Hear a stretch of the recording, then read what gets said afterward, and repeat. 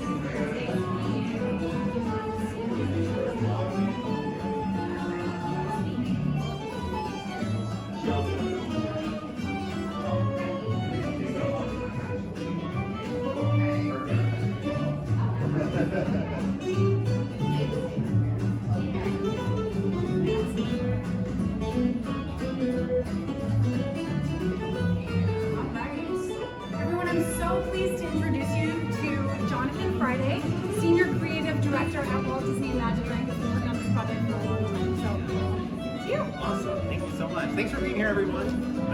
It's a little chilly outside. I'm glad we're in the warm El Capitan. Welcome. We'll make this casual and easy, so if you have any questions, feel free to just interrupt along the way. But welcome to the El Capitan Theater.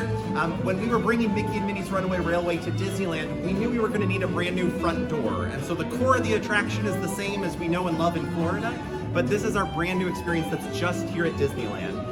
So when you came through those front doors, you were entering kind of a streamlined, modern theater. We chose that because we wanted it to feel like it had a sense of movement. If you know your architectural history, you know that the Art Deco phase kind of blended into streamlined modern with cruise ships and airlines, everything about movement, which since we're in Toontown and animation is all about that illusion of life, that illusion of movement, it felt like kind of the perfect front entrance for our attraction. You probably noticed the color scheme, of course, inspired by Mickey Mouse. We had a lot of red and gold out there. And then as we walk into the theater, we wanted to make sure it felt unique to Toontown. So as you kind of look around at the architectural details, you'll find some little hidden things, including like the El Capitan logo stuck in some of our capitals. You'll find film reels hidden around. We wanted it to feel like a really immersive, different space than we've ever seen before. And of course, since we're here to see Perfect Picnic, Mickey and Minnie's newest short film, we have this large cardboard standee, just like you find in any theater lobby. So this will be a great opportunity for our guests to take photos with it. And then around the outside of the room, you can see posters.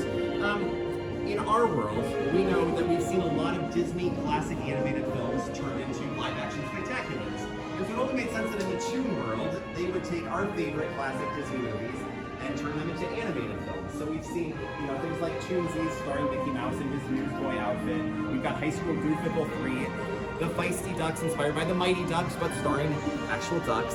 So a lot of fun moments to bring in some of our most classic characters we haven't seen in a long time, hidden throughout here. So I hope you get the chance to take them all in.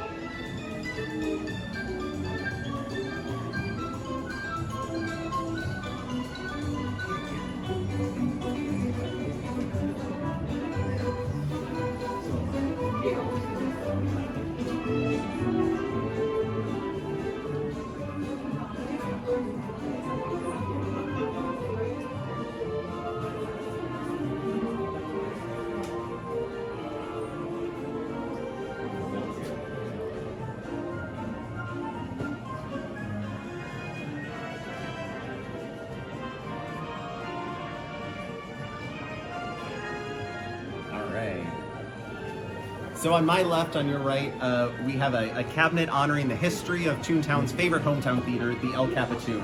In our story, the theater has always been here, and so we're seeing a little bit of that history reflected in this display case, with some fun nods to, again, more of our favorite Disney characters.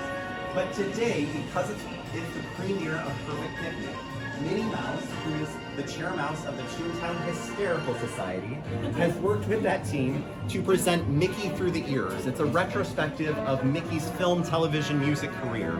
And so they've gathered all the props and costumes that Mickey has used in his movie barn just down the road, where he shoots his films. We've pulled them out of the garage and put them on display temporarily here at the El Capitan. So as we walk through, we're going to see just a few of those highlights of Mickey's career. And for us as Imagineers, this was an amazing chance to look back at 95 years worth of Mickey Mouse and find just kind of those best moments to highlight, those things that really resonated with our guests and with us. I know my personal favorites are hidden in here. I hope yours are too as we work our way through. Again, 95 years of content, so we had to pick and choose a few things along the way.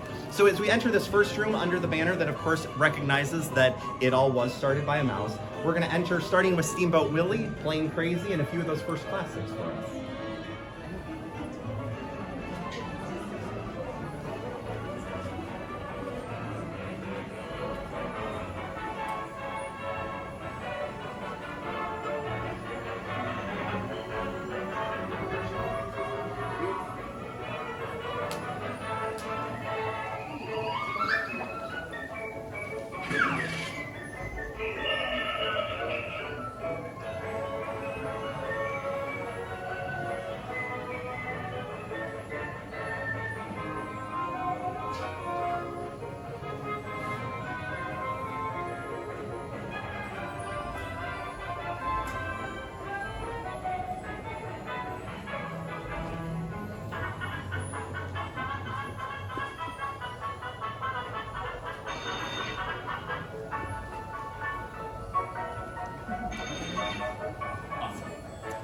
So welcome to Mickey Through the Ears. Around us, as we walk through the exhibit, you'll find about almost 40 different posters of Mickey's film career. The one behind me, for instance, because Mickey's original short films didn't have posters associated with them, this is the sort of poster that we'd find when Mickey's first films were released. We worked with the Walt Disney Company Archives collection to source these posters, and then as Imagineers, we were able to bring them into the story of the El Capitan. So as you look at the rest of the ones on display throughout here, you'll find little nods that specifically place them right here inside a Toontown. The music that we're hearing right now is about a half an hour's worth of new material. It's arrangements of our favorite Mickey-related songs, all reorchestrated by Chris Willis, the Emmy Award-winning composer of the Mickey Mouse shorts. He and his team are amazing to work with, and they provided this music to us. As we walk through the queue, you'll notice here you can hear kind of that fun crackle that you hear in the early years of Mickey's career. As we walk through the queue, you'll notice that the instrumentation and that crackle starts to fade, and we start to get a more modern sound. So though it's one soundtrack as we make our way through this exhibit, we get a slightly different feel as we kind of walk through time in Mickey's career. I'm standing next to, of course, the original Steamboat Wheel from Steamboat Willie, which... Sorry, we have a ghost interrupting me just behind. There it is.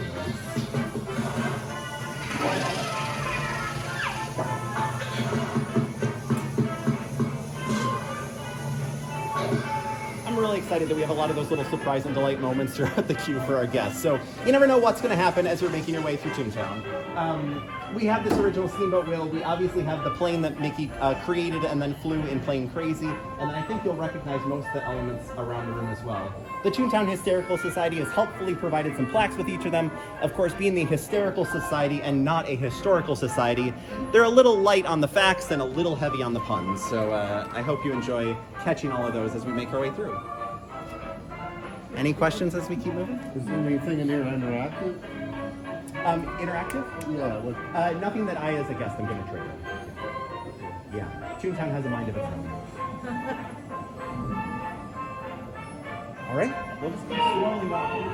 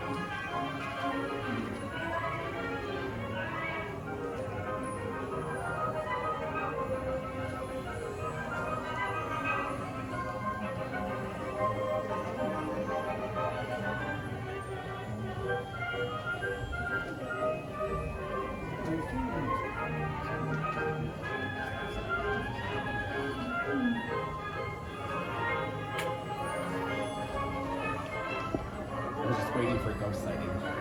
It's here. It's here. They always return, I promise.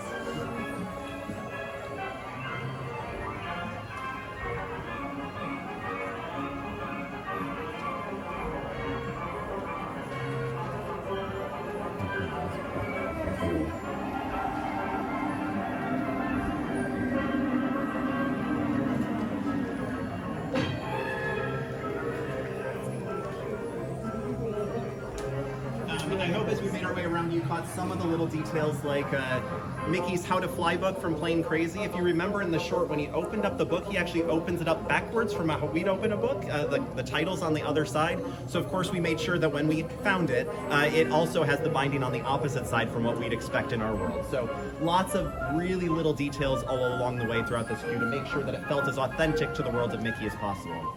And as you've seen, we've gone from Steamboat Willie up until Mickey's first feature film, The Sorcerer's Apprentice segment in Fantasia. Now we're going to make our way from Mickey's early years into kind of what we call his golden years. This is going to be when Mickey started making a lot of shorts with Goofy and Donald and Pluto and really kind of solidified his presence as a huge theatrical star. So come on in. That's magic.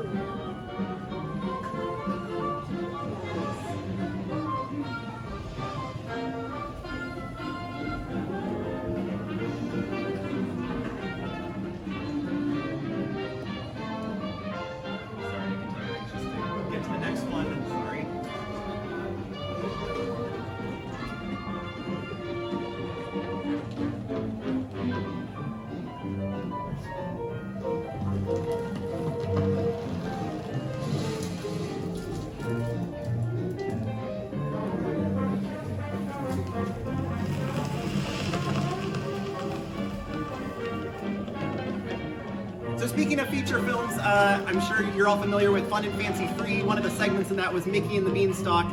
And best we can tell, last night the Toontown Hysterical Society left a box of beans out on this tabletop, and something apparently happened overnight. So as you come around past the Beanstalk, you'll notice that the original plaque for it is caught up in the Beanstalk over here, claiming that the box of beans might have been magic, but we think that's pretty silly. We obviously passed Mickey's birthday party, and we got a costume that can combine that. And then up ahead of me is going to be Pluto's Christmas tree. Don't miss the puns that are in the posters on either side of us as well. There's a lot of really fun stuff tucked into the posters on the sidewalls. Here we go.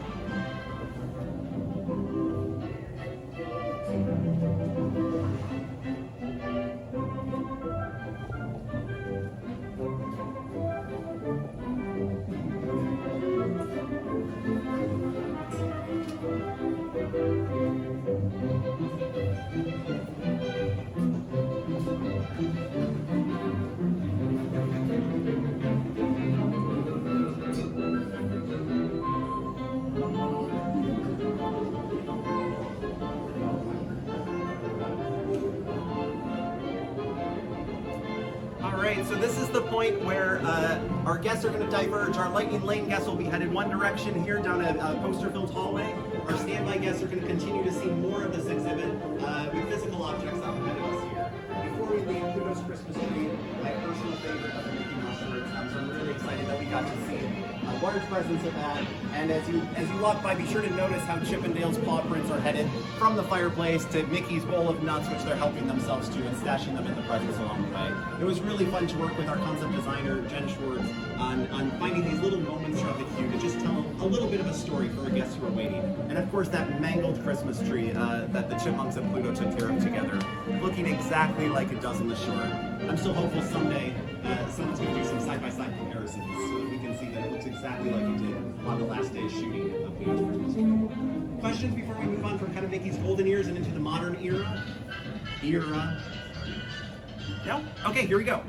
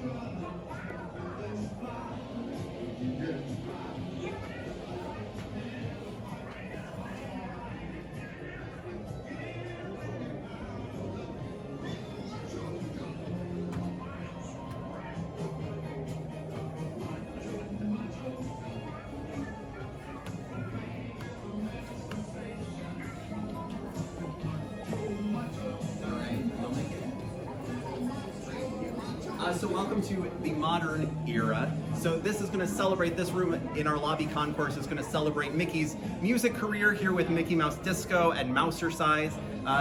Looks like Goofy got a little tangled up inside the equipment there, but we're able to play some selections from those two albums as we see the costumes that Mickey wore on the cover of both of those albums on display. So he's got his disco duds on and his workout gear looking just like they did in the 1980s. And then, of course, Mickey's Christmas Carol represented a return for Mickey to theaters with his first featurette in a long time. So we have his desk from when he played Bob Cratchit in Scrooge's office.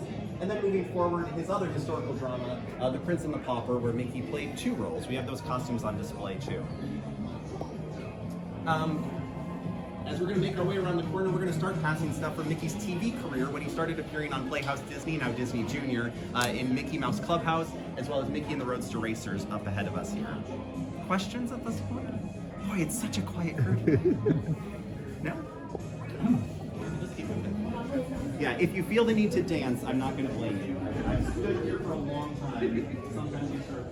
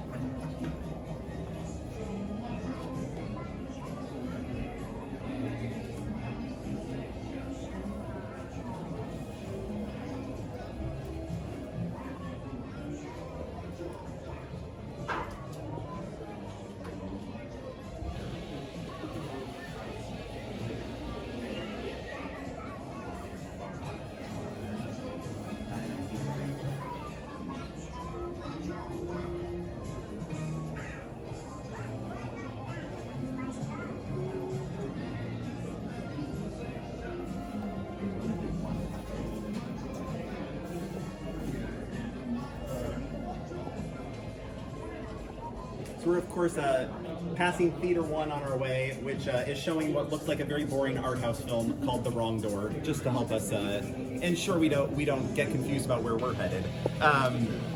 I should just point out that as we've been walking through, one of our goals in creating this queue was to make sure that everyone felt like they encountered Mickey as they first met him.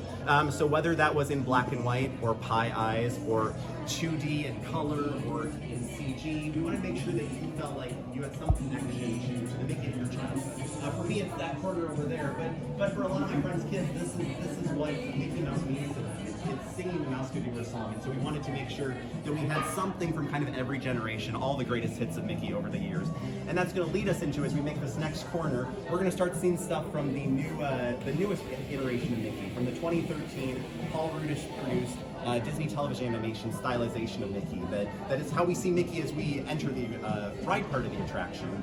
We're going to see props from that around the corner here. But we wanted to give you the chance to remember all the changes that Mickey has gone through over the years visually, but that what hasn't changed is, of course, his fun-loving, optimistic, never-stop personality. So as we round this bend, you're going to start to see things from, first, the Mickey Mouse series of shorts, which debuted on Disney Channel and online in 2013, and then we'll be making our way through that to our concession stand. So just go.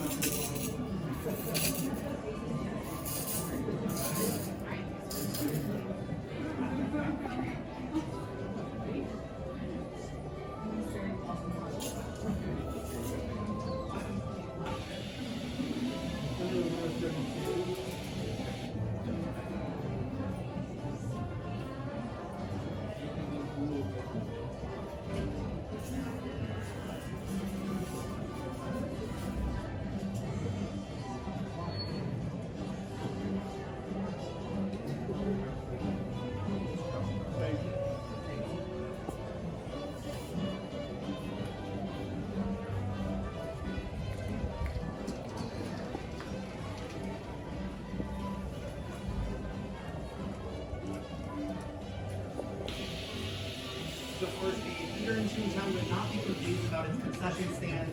The team had a lot of fun, both with puns as well as references to some of the more obscure Disney characters inside the fictional candy and concessions that are here. Be sure to check out the popcorn as you walk by. We put a window right down at Child Heights so they can get a really good view of popcorn, because even if the popcorn might resemble some of our favorite characters, it's kind of a Toontown specialty here. And then you'll note that the Roasty Toasty that's turning our popcorn away is dressed like one of our theater ushers. So she's wearing a miniature version of the costume that they wear in the attraction.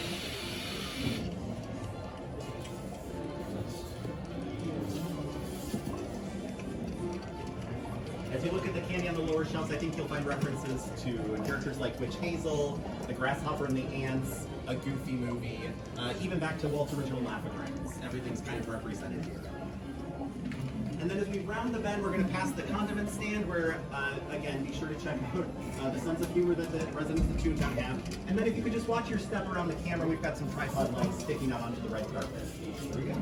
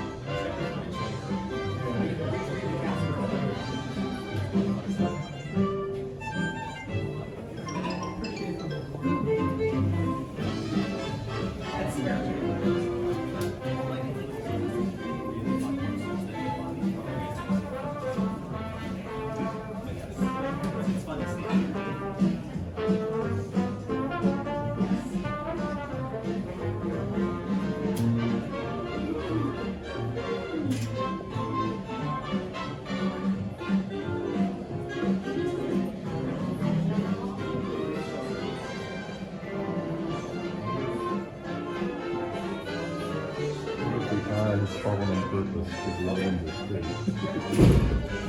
Never know. Yeah. He is falling on that one. It's a It's place. fun here with the E, the perfect design.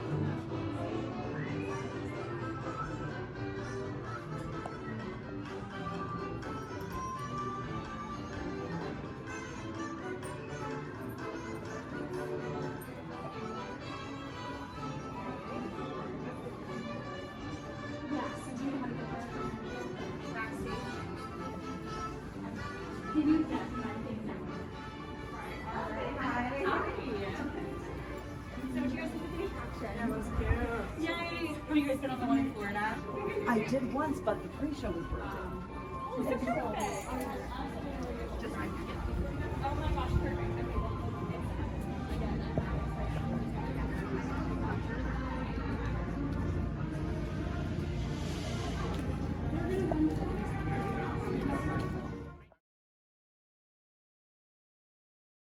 Okay.